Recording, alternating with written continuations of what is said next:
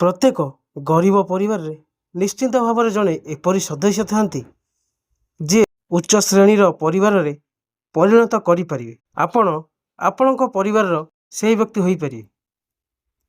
ଘୃଣା କରିବା ସେହି ମୂର୍ଖ ଲୋକଙ୍କର କାମ, ଯେଉଁମାନେ ଭାବନ୍ତି ଯେ ସେମାନେ ସବୁଦିନ ପାଇଁ ବଞ୍ଚି ରହିବେ।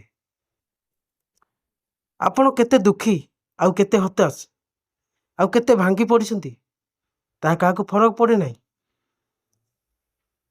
ତେଣୁ ଆପଣଙ୍କର ଏକମାତ୍ର କାମ ହେଉଛି ଯେ ଆପଣ କୌଣସି ପରିସ୍ଥିତିରେ ଆପଣଙ୍କ କାମ ଛାଡ଼ିବେ ନାହିଁ। ଜୀବନ ହେଉଛି ଦୁଇ ଚକିଆ ସାଇକେଲ ପରି।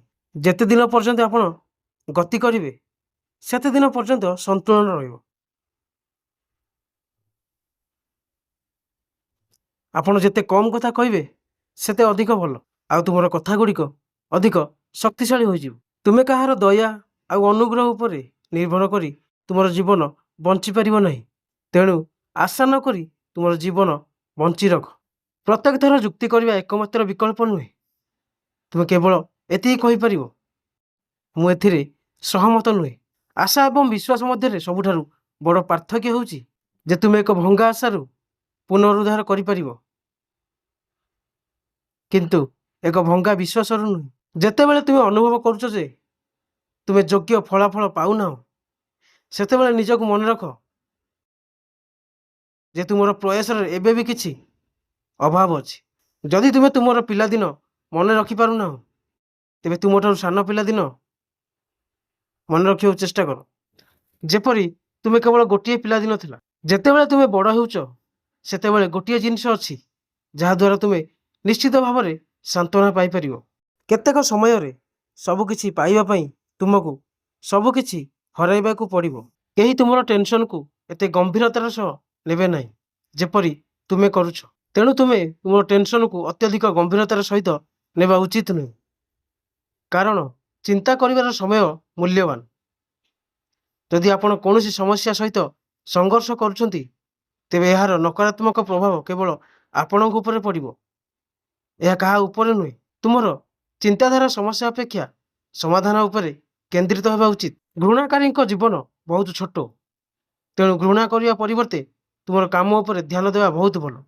ଯଦି ତୁମେ ପ୍ରଥମ ଥର ସଫଳ ହେଉନାହ, ତେବେ ତୁମେ ଏବଂ ମହାନ ଲୋକଙ୍କ ମଧ୍ୟରେ ଏକ ବିରାଟ ସମାନତା ଅଛି, କାରଣ ସେମାନେ ପ୍ରଥମ ଥର ସଫଳ ହୋଇନଥିଲେ। ତେଣୁ ଆଜି ତୁମେ ଯେଉଁ ଟଙ୍କା ରୋଜଗାର କରୁଛ, ତୁମେ ନିଶ୍ଚିତ ଭାବରେ ତୁମର ବୃଦ୍ଧାବସ୍ଥା ପାଇଁ ଟଙ୍କା ସଞ୍ଚୟ କରିବା ଉଚିତ।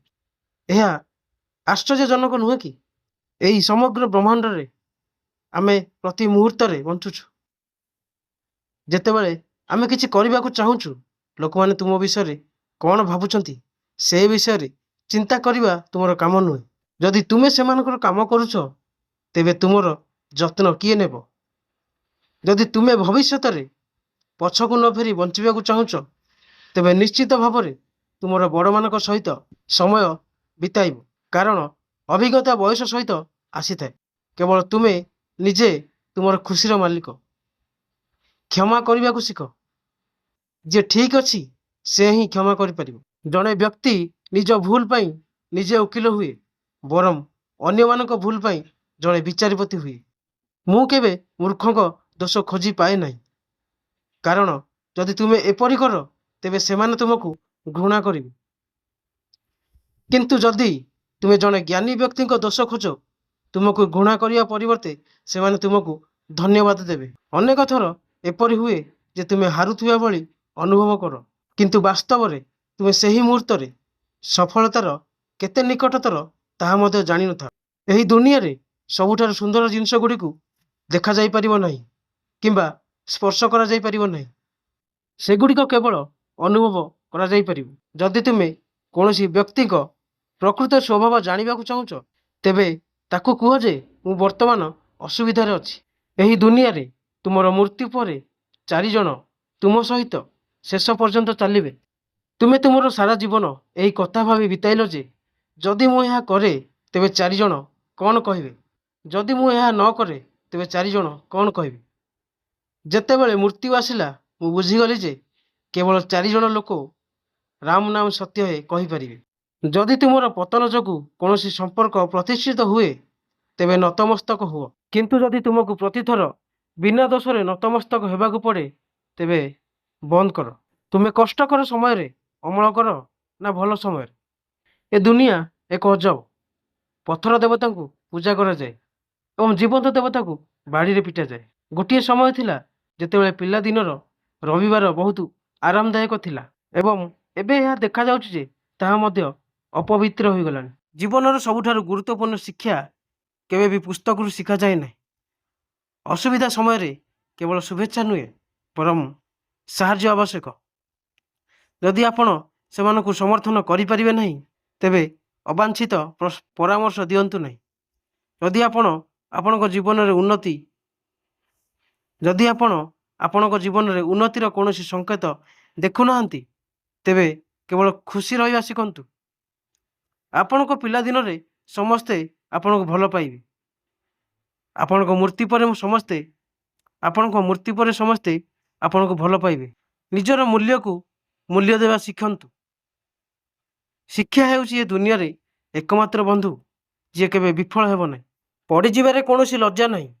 ଲଜ୍ଜା ହେଉଛି ଯେତେବେଳେ ଆପଣ ପଡ଼ିବା ପରେ ମଧ୍ୟ ଉଠିପାରନ୍ତି ନାହିଁ। ଯୋଦ୍ଧା କେବଳ ସେମାନଙ୍କ ବିଷୟରେ କଥା ହୁଅନ୍ତି ନାହିଁ ଯେଉଁମାନେ ଜିତିଥାନ୍ତି। ଯୋଦ୍ଧା କେବଳ ସେମାନଙ୍କ ବିଷୟରେ କଥା ହୁଅନ୍ତି ଯେଉଁମାନେ ଲଢ଼ନ୍ତି। ଯେତେବେଳେ ତୁମେ ପ୍ରତ୍ୟେକ କଷ୍ଟର ସମ୍ମୁଖୀନ ହେବ ଏବଂ ସେଠାରେ ପହଞ୍ଚିବ ସେତେବେଳେ ତୁମେ ତୁମ ଚାରିପାଖର ଦୃଶ୍ୟ ଉପଭୋଗ କରିପାରିବ। ସର୍ବଦା ଯାହା ଠିକ୍ ତାହା କର, ଯାହା ସହଜ ତାହା କର ନାହିଁ। ଯଦି ତୁମ ପାଖରେ ଯାହା ଠିକ୍ ତାହା କରିବା ପାଇଁ ସମୟ ନାହିଁ ତେବେ ଅତି କମରେ ଯାହା ଭୁଲ ତାହା କର ନାହିଁ। ବିଶ୍ରାମ ନେବା ଏବଂ ବିରତି ନେବା ଏକ ବିକଳ୍ପ ହୋଇପାରେ କିନ୍ତୁ ହାର ମାନିବା ଏବଂ ପରାଜୟ ଗ୍ରହଣ କରିବା ଏକ ବିକଳ୍ପ ହେବା ଉଚିତ ନୁହେଁ। ଯଦି ଏହି ଦୁଇଟି ଶବ୍ଦ ଜୀବନରେ ବ୍ୟବହୃତ ନ ହୁଏ ତେବେ ତୁମେ ଠିକ୍ ସମୟରେ କହିବା ଶିଖ। ତେବେ ତୁମେ କେବେ ଅନୁତାପ କରିବ ନାହିଁ। ପ୍ରଥମଟି ହେଉଛି ପ୍ରସିଦ୍ଧି ଏବଂ ଦ୍ୱିତୀୟଟି ହେଉଛି ତୁମର ଚିନ୍ତାଧାରା। ଯଦି ଲୋକମାନେ ତୁମର ଲକ୍ଷ୍ୟରେ ହସୁନାହାନ୍ତି ଏହାର ଅର୍ଥ ନୁହେଁ ଯେ ତୁମର ଲକ୍ଷ୍ୟ ବହୁତ ଛୋଟ। ଜୀବନ ଅର୍ଥ ନିଜକୁ ଖୋଜିବା ନୁହେଁ, ଜୀବନର ପ୍ରକୃତ ଅର୍ଥ ହେଉଛି ନିଜକୁ ତିଆରି କରିବା।